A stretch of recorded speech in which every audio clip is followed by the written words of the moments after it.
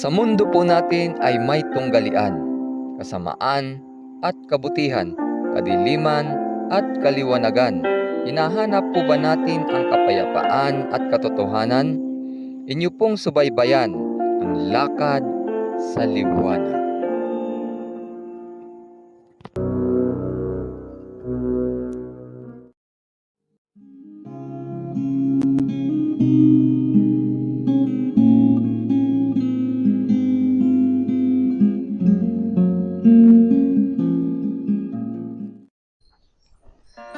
Isang mapagpala at magandang araw sa ating lahat mga kaibigan.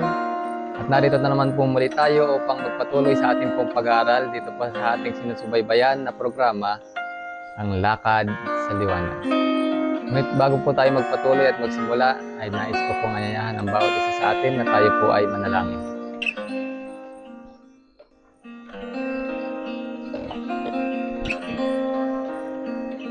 Mapagpala at mahabagin naming Diyos na nasa langit.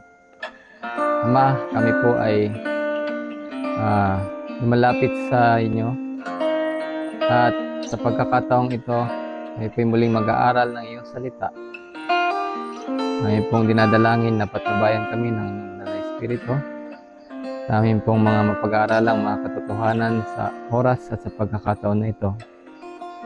At lalo tigit ang mga makakapanood, ang manonood at makikinig ng aming pong mga pag-aaralan ngayon. Nawa ang pag-asa, katotohanan na nagmula sa inyo at yung maranasan ng bawat isa. Na naman ang mga pagkukulang at pagkakasala, ngayon po dinadalangin na patawarin po ang bawat isa sa amin. Kaya minadalangin sa tanging pangalan ng aming Panginoong Hesus. Amen. Ano po ba ang bautismo, mga kapatid at mga kaibigan? Sabi po sa dictionary, ang kahulugan po ng baptism is an act, experience, or ordeal by which one is purified, sanctified, initiated, or named. Ito po ay isang gawain, karanasan na nagpapabanal, naglilinis at nagpapabanal sa isang tao. Yan po ang sabi ng dictionary. At sa karanasan mga kapatid at mga kaibigan at sa mga nasaliksik ng inyong lingkod, meron pong nagbabautismo na sa pamamagitan lamang ng pagwiwisik ng tubig. Meron din nagbabautismo sa pamamagitan naman ng pagbubuhos ng isang basong tubig sa ulo ng tao. At meron din namang bautismo na yung banal na kasulatan ipapatong sa may ulo ng tao at yun daw ay bautismo na. At meron din naman pong nagbabautismo na sa pamamagitan na inilulubog ang tao sa tubig, binabangon, at ang taong binabautismohan na ito ay nasa tamang edad at alam niya ang kanyang katotohanan na tinanggap. At sa pag-aaralan po natin ngayon mga kapatid at mga kaibigan, ay malalaman natin ano yung tunay na bautismo na siyang ginawa at bilang halimbawa ng ating Panginoong Hesukristo na nakasulat po sa banal na kasulatan. Kaya ating pong aalamin sa pagpapatuloy ay why baptism is important. Bakit po mahalaga ang bautismo? Acts 2:37 and 38.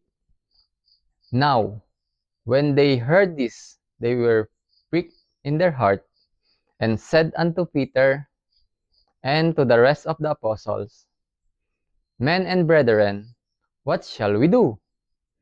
Then Peter said unto them, Repent and be baptized, every one of you, in the name of Jesus Christ, for the remission of sins, and ye shall receive the gift of the Holy Ghost.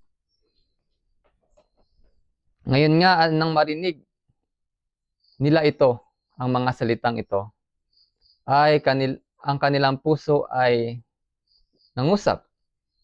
At tinanong nila si Pedro at ang mga apostol, ano ba ang dapat naming gawin? Nagtatanong po yung mga tao na matapos nilang marinig yung mga katotohanan na ipinangaral ni Pedro at ng mga apostol. ay nagtatanong po sila, ano na ang dapat naming gawin ngayon? At sumagot po si Pedro at ang mga apostol, mangagsisi kayo at magpabautismo ang bawat isa sa inyo sa pangalan ni Hesukristo para sa paglilinis ng inyong mga kasalanan at tatanggapin ninyo ang kaloob ng banal na Espiritu.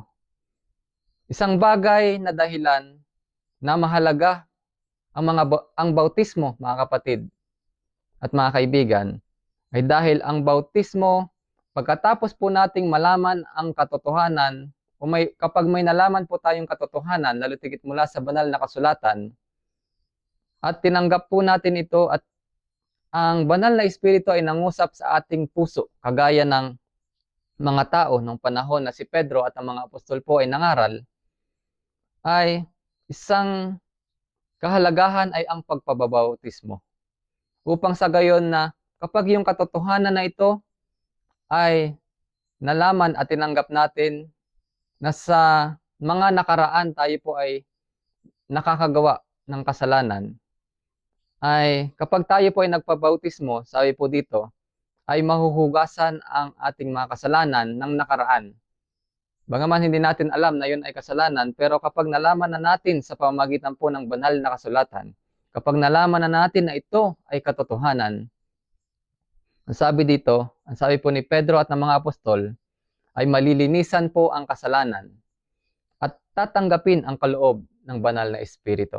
Yan po ang isa sa kahalagahan ng bautismo na nakasulat po sa banal na kasulatan.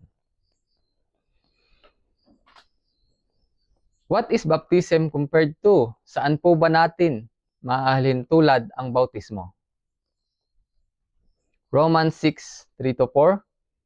Know ye not that so many of us as were baptized into Jesus Christ were baptized into his death?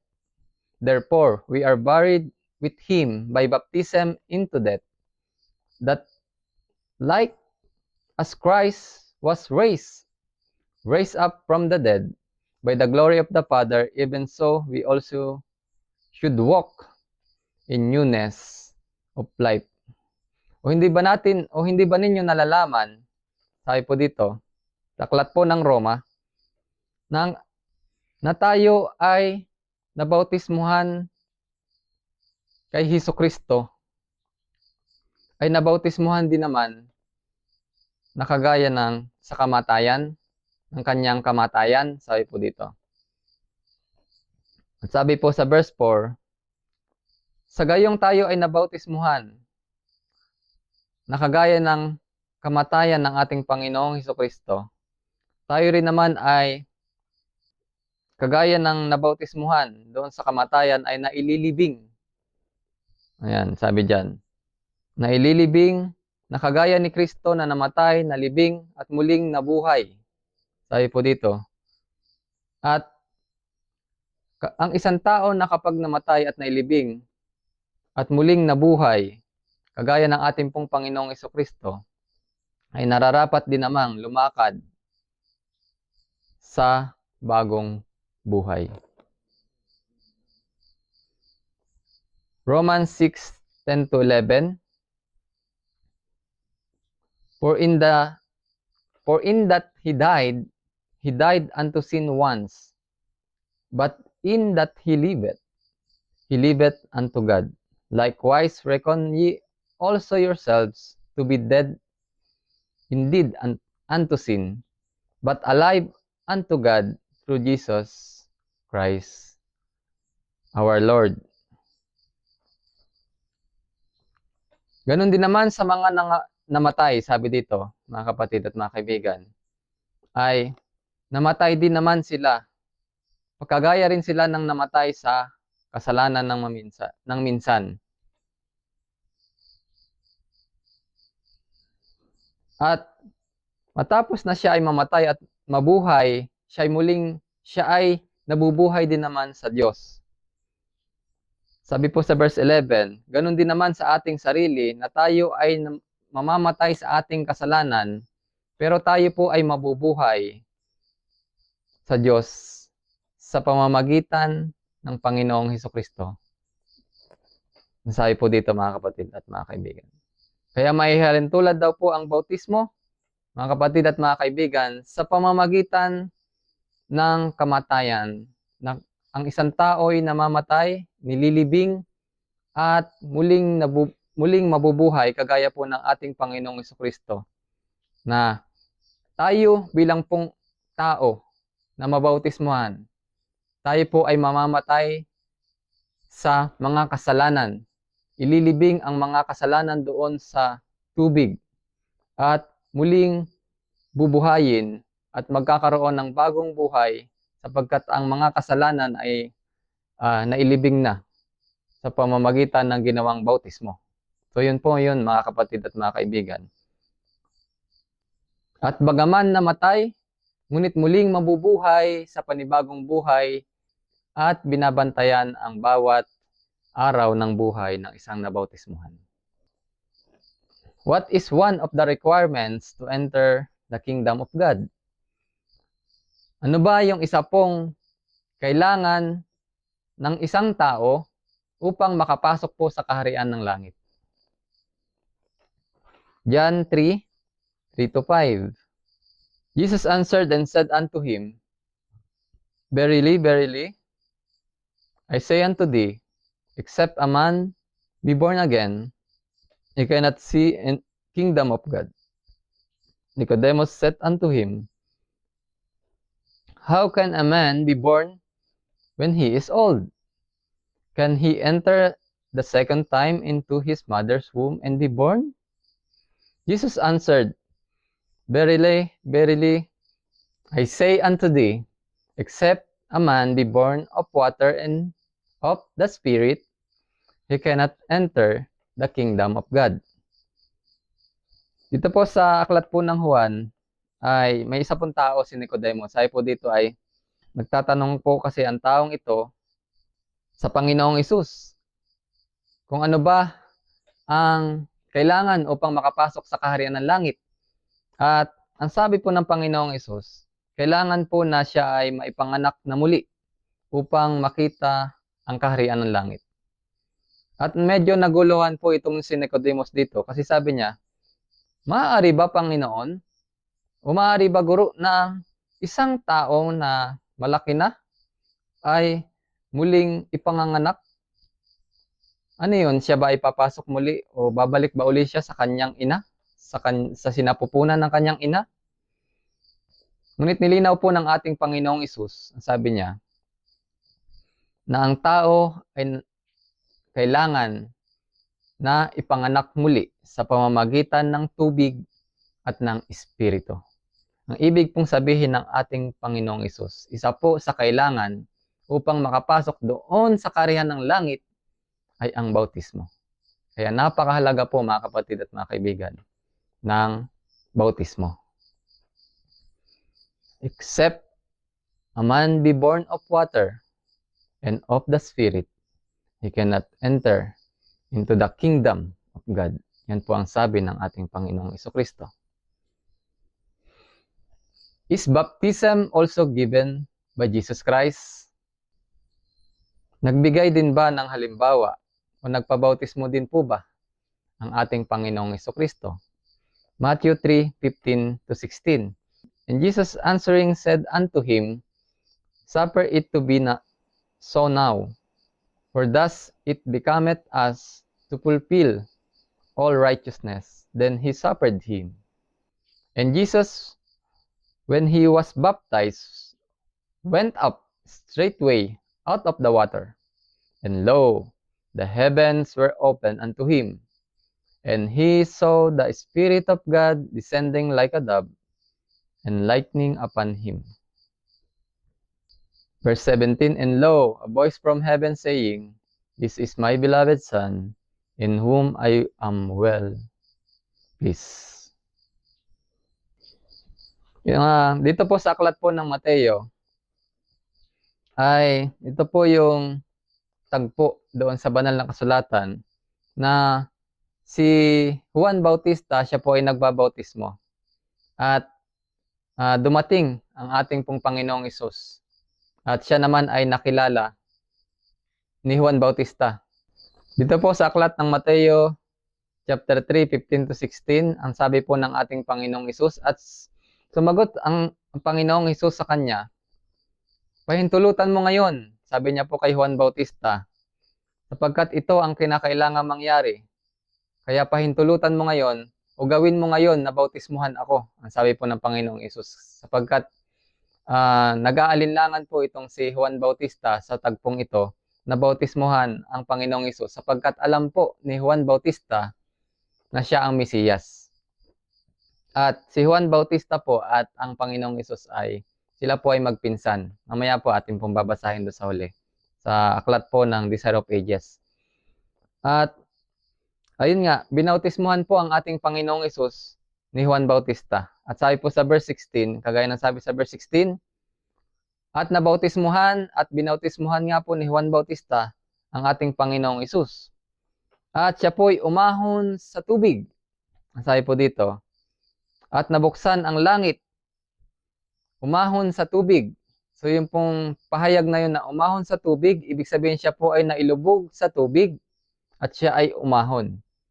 Ibig sabihin dito ay pinakita po ng ating Panginoong Hesus na ang bautismo ay inilulubog sa tubig. Ang tunay na bautismo ay to immerse, mailubog sa tubig ang buong katawan ng tao at iaahon muli, ibabangon muli mula po doon sa tubig. Kagaya nga ng sinabi po kanina, na mula doon sa kamatayan na inihuhukay sa lupa. At kagaya ng Panginoong Hesus na sa pangatlong araw siya muling nabuhay. Kamatayan, nilibing, muling nabuhay. Ganun po yung bautismo, galing sa kalaliman, to immerse. So yun po ang tunay na bautismo.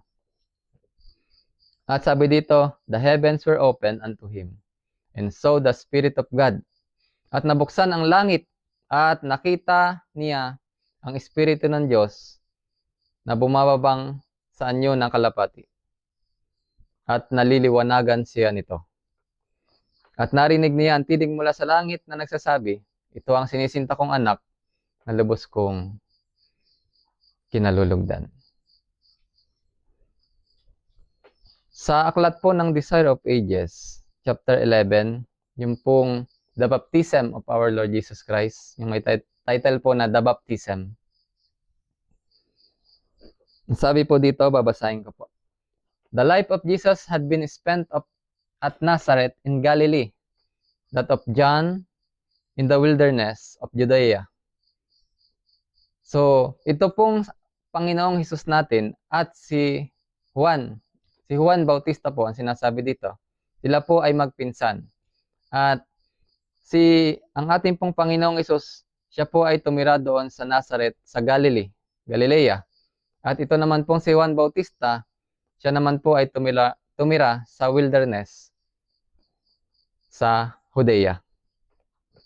It had been revealed to him that the Messiah would seek baptism at his hands, and that a sign of his divine character should then be given. Thus he would be enabled to present him to the people. Naipahayag na po pala kay Juan Bautista na kanya pong babautismuhan ang Mesiyas o ang Panginoong Hesukristo. Bago pa man ito mangyari ay naipahayag na kay Juan Bautista ang mangyayaring ito. At maipapakilala o maipakilala niya po sa mga tao na siya ang Mesiyas. So yun po yung sinasabi dito. When Jesus came to be baptized, John recognized in him a purity of character that he had never before perceived in any man. The very atmosphere of his presence was holy and awe-inspiring. How could he, a sinner, baptize the sinless one? At nang dumating nga ang ating Panginoong Hesus, sabi po dito, upang magpabautismo kay Juan Bautista, ay nakilala ni Juan na ang ating pong Panginoong Hesus ay merong malinis o mabuting pag-uugali na hindi niya nakita ang pag-uugaling ito, ang katangiang ito, sa ibang mga tao na kanyang nabautismuhan. At sabi po dito, nakita niya yung kabanalan sa kanyang, sa ating pong Panginoong Hesus. Ay kitang-kita niya yung pagiging banal, yung mabuting ugali ng ating Panginoong Hesus na isang katangian na kakaiba sa lahat ng kanya pong nabautismuhan. Kaya nga nagkaroon ng tanong sa kanya pong isip na paanong siya, si Juan Bautista, na isang makasalanan ay magbabautismo ng isang walang kasalanan. Kaya nga nung nabasa ng ating Panginoong Hesus ang nasa isip ni Juan Bautista ay pahintulutan mo ngayon. Sabi ni Jesus Christ o ng ating Panginoong Hesus sa kanya, pahintulutan mo ngayon na ako ay iyong bautismuhan. As Jesus asked for baptism, John drew back, exclaiming, I have need to be baptized of thee, and comest thou to me? Sabi po ng Panginoong Hesus, bautismuhan mo ako, sabi niya kay Juan. Pero sabi po ni Juan sa kanya, ako yata yung dapat mong bautismuhan muna. Sabi niya po sa Panginoong Hesus. Pero ang Panginoong Hesus po ay nagsalita sa kanya, with firm yet gently authority, Jesus answered, suffer it to be now, for thus it becometh us to fulfill all righteousness. Pahintulutan mo ngayon sapagkat ito ang dapat o kinakailangan na mangyari. Bakit nga ba na mga kapatid at mga kaibigan, na ang Panginoong Hesus ay ginawa ang bagay na ito? Sapagkat nais po ng Panginoong Hesus na magbigay ng isang magandang halimbawa sa akin at sa inyo na nakakapanood o nakakapakinig nito, na tayo rin naman ay dumaan o humakbang sa ganitong katotohanan, sapagkat ginawa rin naman ng Panginoong Hesus ang bautismo bilang isang halimbawa na tularan po natin siya. Sa pagpapatuloy po, and straightway coming up out of the water, Jesus saw the heavens open, and the Spirit like a dove descending upon him. At nung siya nga ay nabautismuhan, yung ating Panginoong Hesus, ay nakita niya po na bukas ang kalangitan at nakita niya yung Espiritu na kagaya ng kalapati, ng anyong kalapati na tumatama sa kanya ang liwanag nito. At sabi pa po dito sa Desire of Ages na yun ay yung glory, yung kalawalhatian. Yung liwanag na nagmumula sa Ama ay tumama po sa kanya. Beloved, now are we the sons of God, and it doth not yet appear what we shall be, but we know that when he shall appear, we shall be like him, for we shall see him as he is. Our Redeemer has opened the way so that the most sinful, the most needy, the most oppressed, and despised may find access to the Father. Kaya nga mga kapatid na kaibigan, kapag tayo ay nabautismuhan, kagaya ng Panginoong Hesus, sabi dito, tayo ay ibinibilang na mga anak ng Diyos.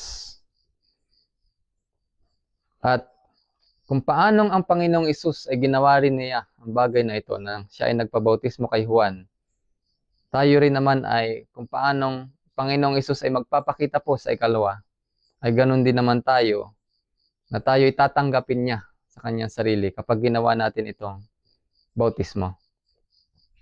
At sabi dito, ang ating manunubos na ang ating Panginoong Hesus, mga kapatid at mga kaibigan, ay nagbukas ng daan upang sa gayon tayo, kahit na sino pa na pinakamakasalanan